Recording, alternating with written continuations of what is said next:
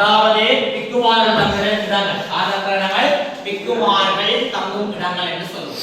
அப்ப பிக்குமார்கள் தங்குகிற இடங்கள் கட்டுவைகள். அந்த கட்டுவைகளை சுத்தம் செய்து தானம் அளிக்கும். அப்ப தானம் அளித்தவர்கள் பாத்தீங்கன்னா தன்னுடைய பேர்களை குறிப்பிட்டு எங்கேன்னா ஒரு புகையினுடைய விளிம்புகள் அப்படியான விடயங்களை நாங்க என்ன சொல்றோம்? கல்வெட்டுகள் என்று சொல்றோம். என்ன கல்வெட்டு பிள்ளைகள்? புகை கல்வெட்டு என்று சொல்றோம்.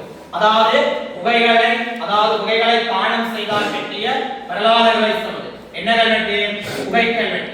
அப்ப இந்த கேள்விக்கு என்ன விட? கற்குகைகளை ரோசபிக்குகளின் வசிப்பிடமாக வசதி செய்து கையளிக்கப்பட்டமைக்கு ஒரு மூலாதாரம் கல்வெட்டுகள்.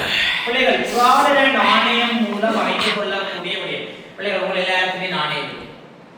அதாவது ஒரு நாட்டினுடைய வரலாற்றை தீர்மானிக்கின்ற பொருளாதார அம்சம் நாணயம். அப்ப இலங்கையில நாணயம் இருக்கு.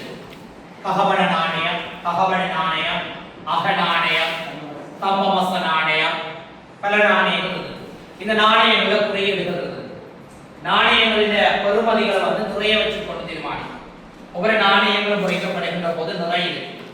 நாணயம் அச்சிடப்படுகின்ற காலம் இருக்கு, உலோகம் இருக்கு, பெறுமதி இருக்கு, காலம் இருக்கு. சரியா?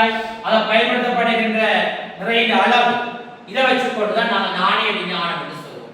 அப்ப இங்க கேள்வி வரலாற்றுக்கு புராதன கால நாணயம் பற்றி அறிந்து கொள்ளக்கூடிய விடயங்களில் ஒன்று உலோக பாவனை, வரி சேகரித்தல், அரசியல், சமூகம். அவை என்ன விட உலோக பாவனை. என்ன பாவனை பிள்ளைகள்? உலோக பாவனை. பிள்ளைகள் வரலாற்றுக்கு உட்பட்ட காலத்தில் காலநிலை வலயங்கள் பிரதானமாக இதன் அடிப்படையில் உங்களுக்கு தெரியும். வரலாற்றுக்கு உட்பட்ட காலநிலை ஏதோ ஒரு புவியியல் காலநிலையில் வரும். ஒன்று வெப்பமான காலநிலை, இன்னொன்று மலைவீழ்ச்சியான காலம். அவரோட காலநிலை வலயங்கள் இதை அடிப்படையாக தெரிவிக்கும். மலைவீழ்ச்சி அடிப்படையாக உங்களுக்கு இலங்கையில என்னென்ன வரை வலயம், அரைவரல் வலயம், தாழ்நில உலர் வலயம், தாழ்நில இடையுலர் வலயம், மலைநாட்டு இடையுலர் வலயம், ஈர வலயம் என்று சொல்லப்படுகிற 6 காலநிலை வலயங்கள். என்னென்ன வலயங்கள்? வரல் வலயம், அரைவரல் வலயம், தாழ்நில உலர் வலயம், தாழ்நில இடையுலர் வலயம், மலைநாட்டு இடையுலர் வலயம், ஈர வலயம் என்று சொல்லப்படுகிற வலயங்கள் காணப்பட்டிருக்கிறது. இவை எல்லாமே வருடாந்த மலைவீழ்ச்சியின் வேறுபாட்டை வைத்துக் கொண்டு காலநிலை வலயங்களை தீர்மானிப்போம். எதை அடிப்படையாக கொண்ட பிள்ளைகள்? வருடாந்த மலைவீழ்ச்சியினை அடிப்படையாக கொண்டு என்ன செய்து கொள்வோம்? தீர்மானித்துக் கொள்வோம். ஓகே, இப்ப பாருங்க. சரியா? அடுத்த கேள்வியை பாருங்க.